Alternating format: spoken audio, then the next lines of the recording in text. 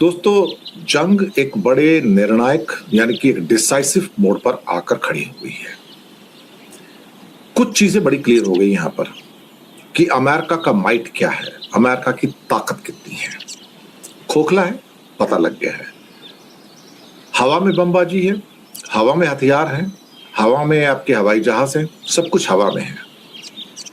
रूस और चीन इसको देख रहे हैं कि इसकी ताकत क्या है, और दोनों को पता लग गया कि इसका एयर डिफेंस सिस्टम हो, रडार सिस्टम हो, एयरक्राफ्ट्स हों, या फिर इसके एयरक्राफ्ट कैरियर हों जो सिटिंग डक्स है, जो भाग गए जंग से, या फिर इसके मरीन्स हों, ये डर रहे हैं सब कुछ। ये एंटर करने से डर रहे हैं ईरान के अंदर। पूरी अमेरिका की आर्मी में इस टाइम खौफ है, ईरान का खौफ है कि वहां जाएंगे मारे जाएंगे, हमारे बॉडी बैग जाएंगे, यानी कि हमारी लाशें वापस जाएंगी। और एक चांस ये भी है कि आरजीसी ने कहा था कि इनकी लाशें भी वापस नहीं जाएंगी। मुझे लगता है कि अमेरिका के सोल्जर्स रिलक्टेंट हैं।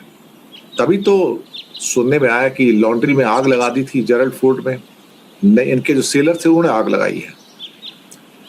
और वो अगर उनसे पूछा जाए तो वो जंग में जाना नहीं चाहते, उनका जज्बा भी नहीं है, उनको जंग नहीं चाहिए इस टाइम। वो कहते हैं जंग तो हमारे ऊपर थोपी जा रही है, हम जंग नहीं करना चाहते, जंग की जरूरत नहीं है इसकी। पैशनेट नहीं है अमेरिकन सोल्जर सिस्टम।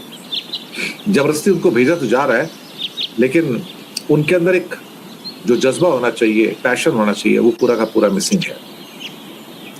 रशिया और चाइना इस सिचुएशन को देख रहे हैं कि अमेरिका अंदर से कितना खोखला है। अमेरिका के सारे जो एयर डिफेंसेस हैं वो भी एक किस्म से खत्म हो चुके हैं, इंटरसेप्टर्स भी खत्म हो चुके हैं। और 5 दिन का जो अभी सीज फायर किया है वो सिर्फ इसलिए कि अपने हथियारों को दोबारा से अमेरिका से मंगा सके। ये सब इसलिए हो रहा है एक्चुअली देखा जाए तो। तभी तो उनके सारे ट्रांसपोर्ट एयरक्राफ्ट यहाँ पर गल्फ में उतर रहे हैं, अलग अलग जगह पर हथियारों को लेकर। लेकिन कोई ये कहे कि क्या रशिया और चाइना सपोर्ट नहीं कर रहे? सपोर्ट तो कर रहे हैं साहब। हमें ये भी पता लगा है कि रशिया के कुछ एंटोनोव 26 जो बड़ा, जिसे भीमकाय कहा जाता है एयरक्राफ्ट, कई एयरक्राफ्ट मेहराबाद में उतरे हैं पिछले कुछ दिनों में। और वो वहां पर S-400 और कुछ और कई इक्विपमेंट भी लेके आए हैं, मेडिकल सप्लाईज भी लाए हैं, ये सब पता लगा है हमको। तो कई फ्लाइट्स आई हैं रशिया से हथियारों को लेके, खास तौर से ईरान के लिए। और पुतिन ने खुलकर कहा है कि ईरान हमारा सबसे अच्छा दोस्त है और हम उसे अकेला नहीं छोड़ सकते। रूस से अच्छा दोस्त उनको कभी मिलेगा नहीं। अमेरिका को इस टाइम यही डर है कि कहीं ऐसा तो नहीं कि धीरे से चीन और रशिया इस युद्ध में इन्वॉल्व हो जाए, तब उसका क्या होगा। यहां से कहानी पलट जाती है, मैं आपको बताऊं। और कहानी ऐसी पलटती है कि जहां से कोई यू टर्न नहीं है। इसके अलावा जून जुलाई का इंतजार है, जून जुलाई अगस्त का इंतजार है मानसून का, जब बारिश आएंगी। खासतौर से एशिया में, ईरान में इतना नहीं होता, लेकिन एशिया में इंडिया आगे, साउथ ईस्ट एशिया जहाँ पे थाईलैंड है, वियतनाम है, कोरिया है और ताइवान एरिया है, यहाँ पे बारिश वगैरह काफ़ी रहती है, मानसून की बारिश काफ़ी रहती है। ये वो समय होता है जहाँ पर समुद्र बहुत रफ होता है, सी इज़ वेरी वेरी रफ, जहाँ पे विजिबिलिटी पुअर होती है। और यहीं पे ताइवान के आसपास उसकी तैयारियां चाइना की ताइवान को एनेक्चर करने की, यही बारिश के मौसम में। क्योंकि अमेरिका तो फंसा पड़ा है, अमेरिका निकलता नहीं साहब। और अमेरिका की कमजोरी इतनी है कि इससे सारे के सारे एयरक्राफ्ट कैरियर चाइना को समझ आ गया, ये तो हॉलो है, सिटिंग डक है। और उसके पास CM-302 के नाम की एंटी शिप मिसाइल्स जो हैं, 2 मिसाइल में एयरक्राफ्ट कैरियर डूब जाएगा, ऐसे हालात हैं। और अगर आप चाइना के तट पर हैं, चाइना के तट से 100 किलोमीटर की दूरी पर हैं, तो फिर आप, ऐसा लगता है कि फिर आप मरने के लिए तैयार हो जाओ।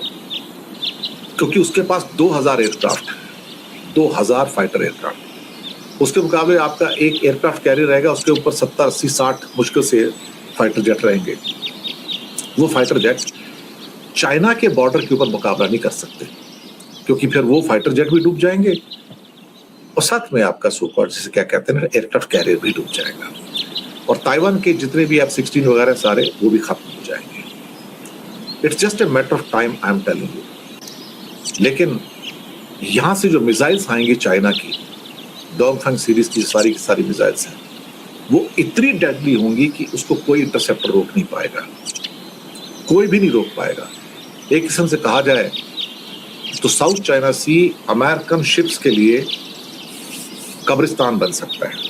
जी हाँ, कब्रिस्तान बन सकता है। और उस टाइम रशिया उसका साथ देगा, चाइना के साथ रहेगा, अमेरिका के साथ नहीं रहेगा, ये उसे पता है।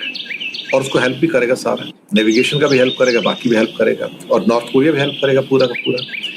तो अमेरिका के लिए ताइवान को बचाना मुश्किल होगा, और ये एक स्ट्रेटेजिक विक्ट्री होगी चाइना की उस टाइम। और जवाब भी होगा कि अब हम एक साथ में हैं, रशिया भी है, चाइना भी है, नॉर्थ कोरिया भी है, ईरान भी है। एक नया ग्रुपिंग बन के दुनिया में आएगा।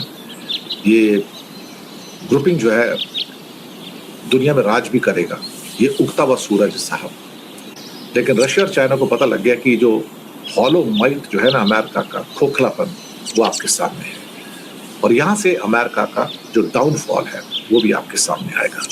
और कहीं ना कहीं ऐसा रहो कि मरीन कमांडोज के चक्कर में, भेजने के चक्कर में हजारों डेड बॉडीज जब वापस जाएंगी अमेरिका, तो उसका कोई नाम लेवा भी नहीं होगा, नाम लेवा भी नहीं होगा। And Trump may be impeached for that, may be removed and jailed for the crime against humanity. और उसमें नेतन्याहू भी मरेगा, मैं आपको बताऊं, वो भी जिंदा नहीं बचेगा, उसकी भी मौत के दिन आ जाएगा।